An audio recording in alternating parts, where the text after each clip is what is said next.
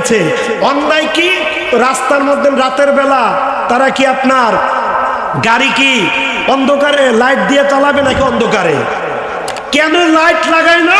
আমার ড্রাইভারকে ওই লোকগুলো তারা রান্দাও দিয়ে কূপ দিয়েছে, ওনাকে আমি হসপিটালে নিয়ে ওষুধ দিয়েছি, তারপরে গাড়ির আয়নাটা ভেঙেছে। আল্লাহ যেন তাদের হাতগুলো ভেঙে দেয়, ঠিক কিনা বলেন? তোমরা নিজেরা এখন এই কুবাকুবি করো, ক্ষমতায় যেতে পারলে জনগণের কল্যাণ লাগবে, ঠিক কিনা? আগের যেই পরিণতি হয়েছিল তুলাগাঁওয়ের লোকদেরকে বলবো তার চাইতে আরো ভয়ানক পরিণতি হবে যদি আল্লাহর কোরআনকে সংসদের মধ্যে না তুলতে পারেন, ঠিক কিনা মুসলমান? আরো জোরে ঠিক কিনা? কুত্তার মতন খেক খেক করে তারাই লাগতেছে, আরো জোরে ঠিক কিনা? আজ পর্যন্ত যারা কোরআনের পক্ষে আছে তারা নিজেরা কোনোদিন লাগে নাই। লেগেছে। তোমরা দুই গ্রুপ হয়ে তোমরা লাগো বালাগতা মরাইলে তোমরা মারো, রান্দাও দিয়া গুল্লি করে যেই কোনো ভাবে হোক, কিন্তু তোমরা সাধারণ জনগণকে কেন মারবা? এক খান দিয়ার জাল কেন আরেক খান দিয়ে মিটাইবা, ঠিক কিনা বলেন?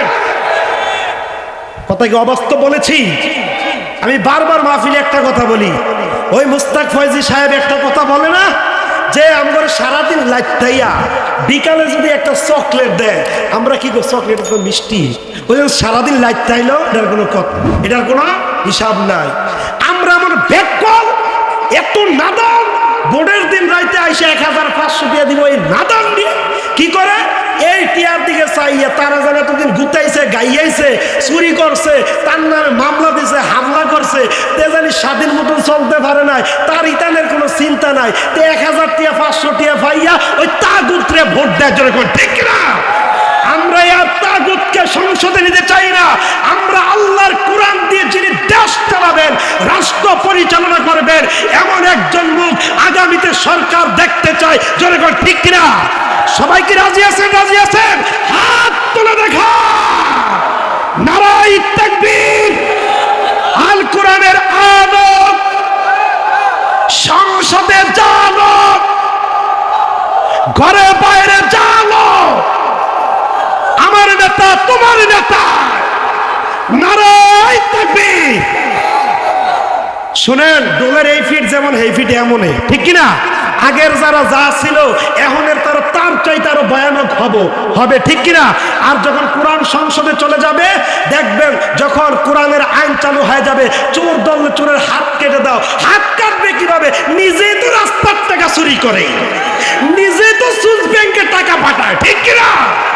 এমন পালাইছে বাংলাদেশে থাকার মতন জায়গাও পায় না, ঠিক কিনা?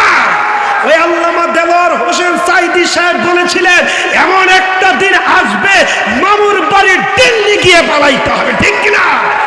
ঠিক কিনা মুসলমান? আল্লামা দেলোয়ার হোসেন সাঈদী বলেছিলেন এমন এক সময় আসবে, এমন একটা তোমাদের দিন আসবে, ইন্দুরের গর্ত তোমরা পালাইতে পাইবে না, ঠিক কিনা?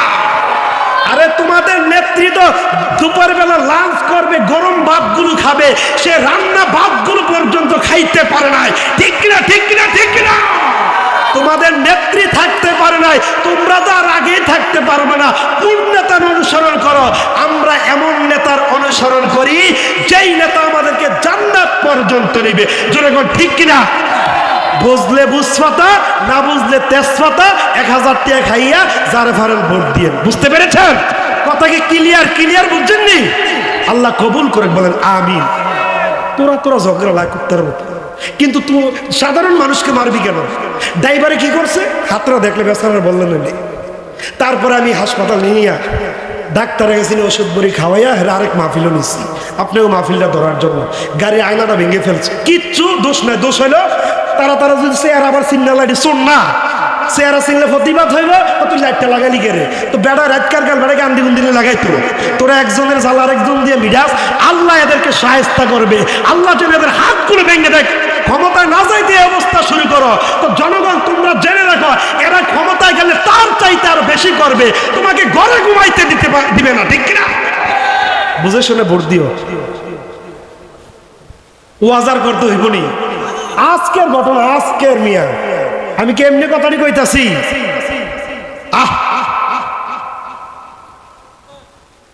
আল্লাহ যেন কবুল করে, বলেন আমিন।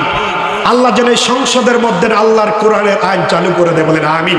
বিশ্বাস করুন, কোরআন যদি সংসদের মধ্যে চলে যায়, আপনি আপনার মন খুলে চলতে পারবেন। মা বোনেরা পর্দার সাথে মন খুলে চলতে পারবে, ঠিক কিনা বলুন? আপনি আপনার অধিকার ফিরে পাবেন। মিয়া কম্বল দেয়, গরিব দুঃখীদেরকে টাকা দেয়, ও আস্তে আস্তে দেয় 10,000, আইনা দেয় 200 টাকা, ঠিক কিনা? গরিব দুঃখীরা হকগুলো পায় না। যখন আল্লাহর কোরআনটা সংসদে চলে যাবে, খোদার কসম করে বললাম, আপনি আপনার অধিকার ফিরে পাবেন। উমরের জবানার মতন হয়ে যাবে। সুবহানাল্লাহ বলবেন না? কেমন উমর, কেমন উমর গো, কেমন উমর শোনো। ও জাফরাবাদ বেতুয়ার লোকেরা, ও মণিপুরের লোকেরা, তুলাগাঁওবাসীরা, সুলতানপুরের লোকেরা, শোনো রে। উমর রাদিয়াল্লাহু তাআলা আনহু রাতের বেলা ঘুরে ঘুরে দেখতেন কে কোন অবস্থায় আছে। সুবহানাল্লাহ। অর্ধ পৃথিবীর খলিফা, সুবহানাল্লাহ বলবেন না? তুমি কেমন গো? সাধারণ একটা মেম্বার হইলে তোমার চেলাফেলার অভাব থাকে না। মেম্বার হওয়ার পরে একটা সাধারণ একটা আইডি কার্ড করবে, সর্বনিম্ন বন্ধন ঘুরতে ঘুরতে শেষ, ঠিক না? তার বিষয়ে ঠিক নেই, ঠিক নেই। আর উমর কেমন ছিল? রাতের বেলায় ঘুরে ঘুরে দেখতো কে খেয়ে আছে না খেয়ে আছে। একজন মহিলা দেখে রে, শুধু পাতিলার মধ্যে পানি নাড়াচাড়া করতেছে। উমর বলে, মাগুমা, এই রাতের বেলা আপনি পাতিলার মধ্যে, শুধু ডেক্সির মধ্যে কিছুই নাই পানি, আপনি কেন এইভাবে পানিগুলো নাড়াচাড়া করছেন আগুন জ্বালিয়ে, চুলা জ্বালিয়ে? বাবা আপনি কে? আমি জানি না বাবা। আজকে 3 দিন যাবত পর্যন্ত আমার ঘরে খাবার নাই। আমার সন্তানগুলো না খেয়ে কাতর হয়ে আছে, ক্ষুধায় কাতর হয়ে আছে। আর বলে, মা খাবার দাও, মা খাবার দাও। সন্তানগুলোকে সান্ত্বনা দেওয়ার জন্য শুধু পানিগুলো আমি নাড়াচাড়া করছি। উমর কয়, আমার জবানায় এই পরিস্থিতি, ইন্না লিল্লাহ। উমর দৌড়াইয়া গোডাউনের মধ্যে চলে যায়। গোডাউনের মধ্যে গিয়ে বলে, ও আমার উজির নাজির সিপাহীরা রে, দে দে দে একটা আটার বস্তা আমার মাথায় উঠাইয়া দে। সুবহানাল্লাহ। অর্ধ পৃথিবীর শাসকের মাথায় আটার বস্তা। সুবহানাল্লাহ। উজির নাজিররা বলে, ও উমর গো, আপনি একজন রাষ্ট্রের প্রধান, আপনার মাথায় কেন আটার বস্তা থাকবে? আমরা নিয়ে দেই। উমর রাগান্বিত হয়ে গেলেন। হাসরের ময়দানে কি তোমরা আমার গুনাহের ভাগী হবে নাকি? ওই মহিলার কাছে যা, আটার বস্তাটা নিয়ে বলে, মা গো, ও মামা, তুমি কোনো কথা বলিও না। এখান থেকে আটা গুলে তোমার বাচ্চাগুলোকে তুমি রুটি বানায়া খাওয়া। আর মহিলা কয়, বাবা আমাদের দেশের প্রেসিডেন্ট যদি উমর না হইয়া তুমি হইতা ভালো আছিল। উমরের চিনে না মহিলা। তবে বাবা শুনে রাখো, আমি উমরের বিরুদ্ধে হাসরের ময়দানে মামলা দায়ের করব। উমর চোখের পানি ছেড়ে দিয়ে বলে, মা মা গো, যেই উমরের বিরুদ্ধে হাসরের ময়দানে মামলা দিবেন গো মা, আমি সেই উমর। আল্লাহর রাস্তায় আমাকে মাফ করে দেন, আপনার খাবারটা পৌঁছাইতে আমার একটু লেট হয়ে গিয়েছে। সুবহানাল্লাহ। এমন দেশের প্রেসিডেন্ট যদি হয়, কোন গরিব দুঃখী তো দূরের কথা, একটা কুকুরও না খাইয়া মারা যাবে না। জোরে কোন ঠিক কিনা? কেমন উমর, কেমন বিচারপতি উমর, কেমন শাসন করতেন। উমরের ছেলে আবু শাহামা মদ পান করেছে। কি করেছে? মদ পান করেছে। উমরের কাছে কেউ ভয়ে কয় না। আর বর্তমানের নেতার ছেলে মাইয়া লয়ে ভাগলেও কোনো দোষ নাই, কিন্তু রিক্সাওয়ালার ফুটে যদি একটু অন্যায় করে বিচারটা সাথে সাথে হয়। নেতার ছেলে যদি 14 মাইয়া লইয়াও ভাগে, তার কোনো বিচার হয় না, বরঞ্চ যে আরো বিচার দেয় তার বিপক্ষে হামলা হয়, মামলা হয়। জোরে কোন ঠিক কিনা? ঠিক কিনা? ঠিক কিনা?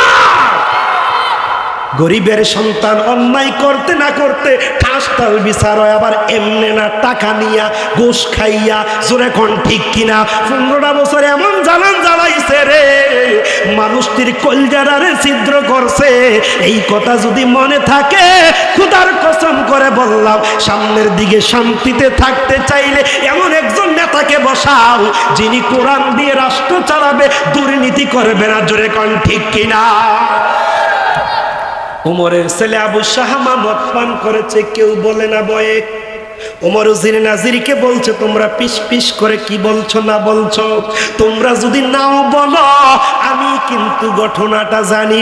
আমার ছেলে আবু শাহামা মদ পান করেছে, এই জন্য তোমরা আমার কাছে বলো না বয়ে।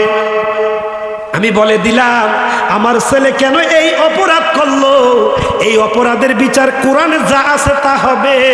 সুবহানাল্লাহ। নিজের সন্তানের বিচার আমি করব, তোমরা ঢাক ঢোল পিটাইয়া দাও, মানুষকে জানাইয়া দাও দেশের প্রেসিডেন্ট উমরের ছেলে আবু শাহামা এই অন্যায় করেছে। আজকে উমরের ছেলের বিরুদ্ধে মামলা, উমর নিজেই বিচার করবে প্রেসিডেন্টের ছেলে। জোরে কন্যা সুবহানাল্লাহ।